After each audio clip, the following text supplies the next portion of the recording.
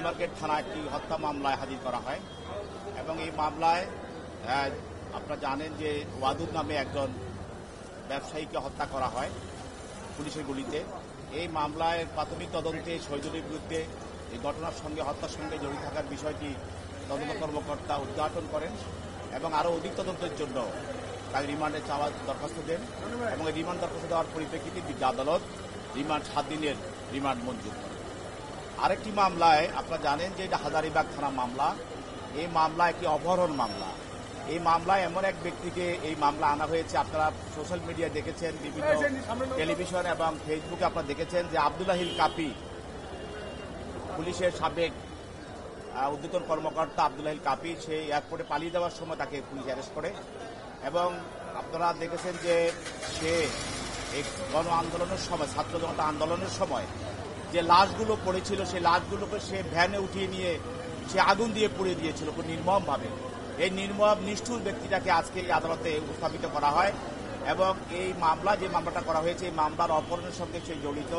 সেই জন্য তদন্তকারী কর্মকর্তা তার বিরুদ্ধে আরও তদন্তের জন্য এবং আরও জিজ্ঞাসাবাদ করার জন্য 10 দিন রিমান্ড প্রার্থনা করেন।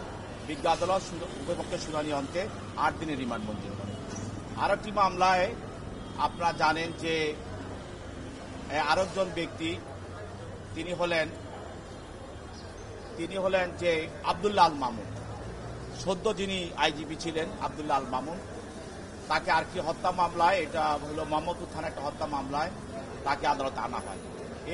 এই আজকে আব্দুল্লাহ আল মামুন যখন এই ছাত্র আন্দোলন চলছিল, ছাত্র জনতার আন্দোলন চলছিল, গোটা বৈষম্য বিরোধী আন্দোলন চলছিল, তিনি প্রধানমন্ত্রী কার্যালয়ে গিয়ে তার সঙ্গে শলা-পরামর্শ করে এবং সেখান থেকে বের হয়ে আসে।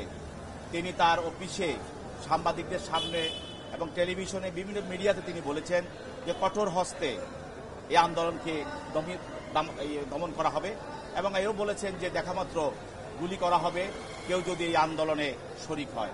সেই ব্যক্তি, সে কুখ্যাত পুলিশের কলঙ্ক যে আইজিপি আব্দুল্লাহ আল মামুনকে একটি হত্যা মামলায়, মোহাম্মদপুর থানা হত্যা মামলায়, একজন বসিলা চৌরাস্তায় যে হত্যাটা হয়েছিল দোকানি আব্দুল সাইদ, তাই এই হত্যা মামলায় তদন্তকারী কর্মকর্তা তাকে প্রাথমিকভাবে এই হত্যার সঙ্গে জড়িত থাকার কারণে তাকে গ্রেপ্তার করে অত্র আদালতে উপস্থিত করা হয় এবং আরও জিজ্ঞাসাবাদ করার জন্য 10 দিনের রিমান্ড প্রার্থনা করেন বিজ্ঞ আদালত এই 3টি মামলায় এবং এই মামলায় শুনানি অন্তে তার বিরুদ্ধে 8 দিনের রিমান্ড মঞ্জুর করে।